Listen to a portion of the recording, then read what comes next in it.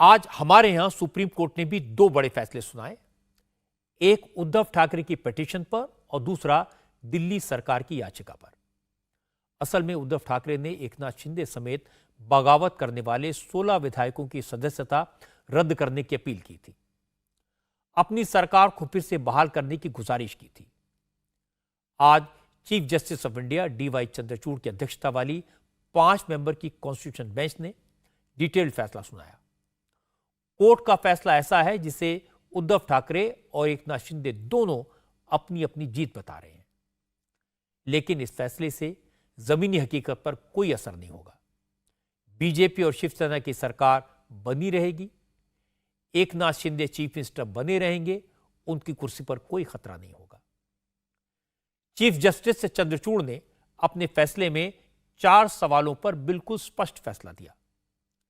पहला, महाराष्ट्र विधानसभा के स्पीकर राहुल नार्वेकर ने उद्धव ठाकरे की तरफ से नियुक्त सुनील प्रभु के बजाय एकनाथ शिंदे गुट की तरफ से अपॉइंटेड भरत गोगावले को चीफ विप की मान्यता देकर गैर कानूनी काम किया। सुप्रीम कोर्ट की संवैधानिक पीठ का कहना है कि चीफ विप पार्टी तय करती है। इस मामले में शिवसेना के अध्यक्ष के तौर पर उद्धव ठाकरे का फैसला ही माना जाना चाहिए था। सुप्रीम कोर्ट का यह कमेंट उद्धव ठाकरे की जीत है। दूसरी तरफ सुप्रीम कोर्ट ने यह भी साफ कर दिया कि उद्धव ठाकरे को फ्लोर टेस्ट का निर्देश देकर गवर्नर ने गलत किया, क्योंकि कोई भी नो कॉन्फिडेंस मोशन नहीं था, किसी विपक्षी दल ने अविश्वास का प्रस्ताव पेश नहीं किया था, फिर भी गवर्नर ने अपनी मर्जी से फ्लोर टेस्ट कराने का आदेश दिया। सुप्रीम कोर्ट ने कहा किसी दल ने, किसी विधायक ने पार्टी से अलग होने की जानकारी भी नहीं दी थी, तो आखिर गवर्नर को फ्लोर टेस्ट की जरूरत क्यों महसूस हुई। सुप्रीम कोर्ट ने कहा कि गवर्नर का काम पार्टी का झगड़ा निपटाना नहीं है, ना ही पार्टी के अंदरूनी झगड़े के आधार पर फैसले करना है। तीसरी बात, अदालत ने यह भी कहा कि इलेक्शन कमीशन को सिर्फ MLAs और MPs की संख्या के आधार पर पार्टी के नाम और सिंबल पर फैसला नहीं करना चाहिए था।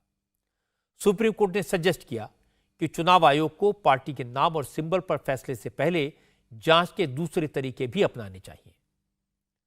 चौथी और सबसे बड़ी बात, सुप्रीम कोर्ट की बेंच ने कही, चूंकि उद्धव ठाकरे ने फ्लोर टेस्ट का सामना ही नहीं किया, असेंबली में जाने से पहले ही अपनी मर्जी से इस्तीफा दे दिया, इसलिए स्वेच्छा से दिए गए इस्तीफे के बाद अदालत उद्धव ठाकरे को दोबारा चीफ मिनिस्टर नहीं बना सकती। इसलिए अब पुरानी स्थिति को बहाल करना संभव नहीं है। यानी उस वक्त उद्धव ठाकरे ने इस्तीफा देकर गलती की थी। अगर उद्धव इस्तीफा नहीं देते तो इस बात की गुंजाइश थी कि सुप्रीम कोर्ट फिर से उन्हें चीफ मिनिस्टर बहाल कर देता। लेकिन अब जो स्थिति है वो बनी रहेगी। तो बड़ी खबर यह है कि शिंदे चीफ मिनिस्टर बने रहेंगे। पार्टी से बगावत करने वाले विधायकों की सदस्यता पर फैसला करने का अधिकार भी विधानसभा के स्पीकर के पास है। इसलिए स्पीकर जल्दी से जल्दी 16 MLAs की मेंबरशिप पर फैसला करें, यह कहा सुप्रीम कोर्ट ने। हालांकि एकनाथ शिंदे के गुट ने भी सुप्रीम कोर्ट के फैसले से राहत की सांस ली। जैसे ही कोर्ट का फैसला आया तो मुंबई में चीफ मिनिस्टर हाउस के बाहर पटाखे फोड़े गए, ढोल बजने लगे, कार्यकर्ता जश्न मनाने लगे, क्योंकि सबको डर था चीफ मिनिस्टर का फैसला उनके खिलाफ आएगा, शिंदे की चीफ मिनिस्टरशिप चली जाएगी। लेकिन ढोल नगाड़ों की आवाज के बाद चीफ मिनिस्टर भी घर से बाहर निकले। शिंदे ने कार्यकर्ताओं को मिठाई खिलाई और सपोर्ट के लिए थैंक यू कहा। इसके बाद तो मुंबई से लेकर नागपुर तक शहर शहर शिंदे की शिवसेना जश्न मनाने लगी। शिंदे गुट के नेताओं ने कहा कि सुप्रीम कोर्ट के फैसले के बाद सरकार के भविष्य को लेकर जो संशय था वो खत्म हो गया। दूसरी तरफ उद्धव ठाकरे के गुट के नेता भी खुश थे। उद्धव के लोगों ने भी मिठाइयां बांटकर खुशी का इजहार किया, लेकिन उन्हें इस बात का दुख था कि उद्धव की वापसी नहीं हो सकी। अगर उद्धव ने इस्तीफा न दिया होता तो आज फिर से उद्धव ठाकरे की सरकार बन जाती। जिस वक्त सुप्रीम कोर्ट का फैसला आया उस वक्त उद्धव ठाकरे मातोश्री में अपने घर पर बिहार के मुख्यमंत्री नीतीश कुमार से मुलाकात कर रहे थे। उद्धव ने कहा उन्होंने इस्तीफा नैतिकता के आधार पर दिया। वो विधानसभा में उन लोगों के सामने कैसे बैठ सकते थे जिन लोगों ने उनकी पीठ में छुरा घोंपा था। उद्धव ने कहा कि सुप्रीम कोर्ट के फैसले के बाद ये साफ हो गया है कि एकनाथ शिंदे की सरकार गैर कानूनी है। अब एकनाथ शिंदे में थोड़ी भी नैतिकता है तो उन्हें इस्तीफा देना चाहिए। सर्वोच्च न्यायालय ने कहा कि अगर मैं रिजाइन नहीं करता, मैं इस्तीफा नहीं देता, तो शायद मैं वापस मुख्यमंत्री बन जाता। मैं मेरे लिए नहीं लड़ रहा हूँ, मेरी लड़ाई जनता के लिए है, मेरे देश के लिए, मेरे राज्य के लिए है। ठीक है, कानूनी तौर पर मैंने इस्तीफा दिया, शायद गलत हो सकता है, लेकिन नैतिकता अगर देखे तो जिन लोगों को मेरे पिताजी ने, मेरे पार्टी ने सब कुछ दिया, वो लोग उठकर मेरे ऊपर उंगलियां उठाए, तो उनके लिए मैं मेरा विश्वास या अविश्वास क्यों जताने की कोशिश करूं? तो ऐसे लोगों को अधिकार ही नहीं है मुझे सवाल पूछने का। जिन लोगों ने मेरे पार्टी से सब कुछ लिया और गद्दारी की, तो गद्दार लोग मेरे ऊपर अविश्वास लाए और उसका मैं सामना करूं, कैसे हो सकता है? ये तो गद्दार लोग हैं। आज तो कोर्ट ने कहा, और मतलब कोर्ट ने गद्दार नहीं कहा, लेकिन ये सारी बातें हैं।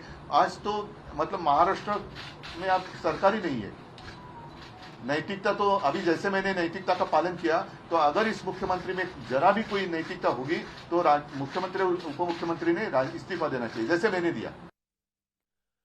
दूसरी तरफ महाराष्ट्र के चीफ मिनिस्टर एकनाथ शिंदे और deputy chief minister Devendra Fadnavis ने सुप्रीम कोर्ट के फैसले को अपनी जीत बताया। फडणवीस ने कहा, जो लोग शिंदे सरकार को गैर कानूनी बता रहे थे, सुप्रीम कोर्ट के फैसले से उन्हें जवाब मिल गया होगा। फडणवीस ने कहा कि सुप्रीम कोर्ट के फैसले से आज के हालात पर कोई फर्क नहीं पड़ेगा। तब किसी को भी ये शंका नहीं होनी चाहिए कि महाराष्ट्र की सरकार पूर्णतः संवैधानिक है, पूर्णतः लीगल है और ये पूरे संवैधानिक ताकत के साथ यहां पर कार्य कर रही है। पहला मुद्दा, सुप्रीम कोर्ट ने यह कहा कि स्टेटस को एंटे नहीं किया जा सकता। उद्धव ठाकरे इन्हें वापस मुख्यमंत्री नहीं बनाया जा सकता, जो उन्होंने मांग की थी उनके पिटीशन में, यह बहुत स्पष्ट रूप से उच्चतम न्यायालय ने कहा है। दूसरा, उच्चतम न्यायालय ने कहा है कि डिस्क्वालिफिकेशन पिटीशन का फैसला ये स्पीकर करेंगे।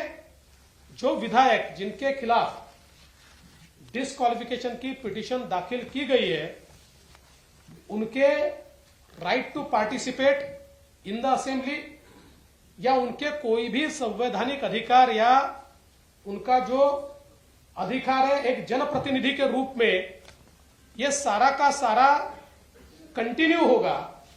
इसमें डिस्क्वालिफिकेशन पिटीशन से कोई बाधा नहीं आएगी। इलेक्शन कमीशन ने जो निर्णय श्री शिंदे जी के नेतृत्व में शिवसेना और सिंबल का किया है, उसमें कोई बाधा नहीं है। स्पीकर को भी यह अधिकार दिया गया है कि 10th शेड्यूल के मायने रखते हुए पॉलिटिकल पार्टी कौन सी है, इसका प्राइमा फेसी डिसीजन स्पीकर करेंगे। इसके साथ साथ एक और चीज, गवर्नर साहब ने शिंदे जी को मुख्यमंत्री पद की शपथ लेने का जो न्योता दिया वो सही है। इसका ही मतलब यह होता है कि शिंदे जी के नेतृत्व में जो सरकार तैयार हुई है वो लेजिटिमेट है, वो कॉन्स्टिट्यूशनल है और इसलिए हम सुप्रीम कोर्ट का आभार व्यक्त करते हैं। जो लोग ये कहते थे कि ये सरकार संवैधानिक नहीं है, उनको इसका जवाब मिल गया होगा, बशर्ते वो अगर सुप्रीम कोर्ट को मानते हो तो। फडणवीस ने कहा कि उद्धव ठाकरे को एकनाथ शिंदे का इस्तीफा मांगने का कोई हक नहीं है। उद्धव किस मुंह से नैतिकता की बात कर रहे हैं? उन्हें तब नैतिकता याद नहीं आई जब चुनाव बीजेपी के साथ मिलकर लड़ा और कुर्सी के लालच में उन्होंने कांग्रेस और एनसीपी से समझौता कर लिया। नैतिकता की बात करना उद्धव ठाकरे जी को शोभा नहीं देता, क्योंकि मैं उनको सवाल पूछना चाहता हूं कि बीजेपी के साथ चुनकर आए और मुख्यमंत्री की कुर्सी के लिए कांग्रेस एनसीपी के साथ आप गए, उस समय इस नैतिकता को कौन से डिब्बे में आपने बंद किया था, इसका जवाब आप दीजिए। मूल रूप से उद्धव जी, आपने नैतिकता के आधार पर इस्तीफा नहीं दिया था, आपने डर के कारण इस्तीफा दिया था, क्योंकि आप जानते थे कि आपके लोग आपको छोड़कर चले गए हैं, आप विश्वास मत प्रस्ताव नहीं जीतेंगे और एक प्रकार से हारने के बाद शर्मसार होना, इसको टालने के लिए आपने इस्तीफा दिया था। इसलिए नैतिकता की बात मत कीजिए। उन्होंने ये भी कहा कि नैतिकता के आधार पर शिंदे जी ने इस्तीफा देना चाहिए।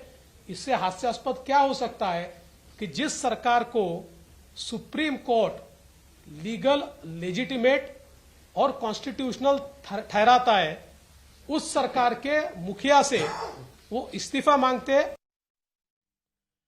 एकनाथ शिंदे ने भी यही बात दोहराई। शिंदे ने कहा कि कोर्ट के फैसले से साफ है कि उद्धव ठाकरे की सरकार गैर कानूनी थी, अनकॉन्स्टिट्यूशनल थी। उद्धव ने बाला साहब ठाकरे के विचार की हत्या की थी, जबकि उन्होंने बाला साहब के विचार को आगे बढ़ाया। इसलिए अब शिवसेना का नाम और चुनाव चिन्ह धनुष बाण उन्हें मिल गया है। सत्यमेव जयते कहते हैं, सत्य का विजय हुआ है। ये सरकार जो है हमने गठित किया हुआ शिवसेना भाजपा का, वो कानूनी तौर से घटनात्मक दृष्टि से योग्य है। इसमें शिक्कामोर्तब हुआ है। अब घटना बाह्य बोलने वालों को ये सुप्रीम कोर्ट के निर्णय ने काल बाह्य कर दिया है, और जो जिनके पास बहुमत नहीं था उन्होंने रिजाइन किया है। और नैतिकता की बात अब करने से पहले अगर करते, जब चुनाव हुआ था, जब शिवसेना भाजपा की सरकार का जब गठित होने मतलब जो सार्वत्रिक चुनाव हुआ, तब लोगों का मैंडेट ध्यान में रखते हुए अगर नैतिकता की बात करते तो शिवसेना बीजेपी का सरकार स्थापित हो जाता था। लेकिन सिर्फ और सिर्फ सत्ता पाने के लिए, कुर्सी पाने के लिए जब निर्णय लिया, ये जनता ने देखा है, महाराष्ट्र ने देखा है। मैं इतना ही आज कहूंगा, शिवसेना बचाने का काम धनुष्यबाण जो कई वर्षों से बाला साहब ठाकरे जी की भूमिका जो है, आइडियोलॉजी बचाने का काम हम लोगों ने किया है, और इसीलिए जनता ने भी हमें बहुत ही सपोर्ट किया है। और इसलिए मैं फिर एक बार कहूंगा कि सुप्रीम कोर्ट के आज के निर्णय का मैं तहे दिल से फिर एक बार स्वागत करता हूं। क्योंकि सुप्रीम कोर्ट ने स्पीकर के फैसले और गवर्नर के रोल को कानूनी तौर पर गलत बताया है, फडणवीस ने कहा जहां तक गवर्नर के रोल का सवाल है, ये तो गवर्नर ही बताएंगे कि उन्होंने फ्लोर टेस्ट का फैसला किस आधार पर किया था। जहां तक स्पीकर के रोल की बात है, तो विधायकों की मेंबरशिप पर फैसला स्पीकर करेंगे। स्पीकर तय करेंगे आज की डेट में असली शिवसेना कौन है। सवाल यह है कि सुप्रीम कोर्ट ने एक टिप्पणी की है, लेकिन इस टिप्पणी के बाद उसको उल्टा तो नहीं किया है। सुप्रीम कोर्ट ने उसको स्ट्राइक डाउन तो नहीं किया है। कौन सी कंडीशन में गवर्नर ने उसका निर्णय लिया, ये गवर्नर साहब बता सकते हैं। लेकिन मूल रूप से इस बात को आप समझिए कि ये टिप्पणी करने के बावजूद उस निर्णय को या हुई जो प्रोसेस है, स्टेटस को एंटे, ये नहीं किया जा सकता। ये स्पष्ट रूप से जब सुप्रीम कोर्ट कहता है, तो मैं ऐसा मानता हूं कि आगे आने वाले दिनों में किस प्रकार से निर्णय लेते समय गवर्नर साहब ने क्या क्या करना चाहिए, मैं ऐसा मानूंगा कि उसके लिए एक प्रकार से उन्होंने एक राह दिखाई है। जहां तक व्हिप का सवाल है, उसमें उन्होंने ये कहा है कि पॉलिटिकल पार्टी ये व्हिप को अपॉइंट करती है, तो उन्होंने कहा एम्बिलिकल कॉर्ड ये उसको सीवियर नहीं किया जा सकता, उसको तोड़ा नहीं जा सकता। लेकिन पॉलिटिकल, हमारा इंटरप्रिटेशन बहुत स्पष्ट है। पॉलिटिकल पार्टी कौन है? पॉलिटिकल पार्टी एकनाथ शिंदे जी है, क्योंकि क्योंकि इलेक्शन कमीशन ने, हमने जो उनके सामने मांग की थी, उस मांग के आधार पर शिंदे जी की याचिका को मान्य करते हुए पॉलिटिकल पार्टी उनको किया है। और अब इसका फैसला स्पीकर को लेना है, तो उससे पहले इसके ऊपर डिस्कशन करना ये गलत होगा। अब स्पीकर ये फैसला करेंगे कि उस समय पॉलिटिकल पार्टी शिंदे जी थे या और कोई था। इंडिया टीवी हर वक्त हर जगह डाउनलोड करने के लिए सर्च करें India TV news Google play store या ऐप स्टोर पर।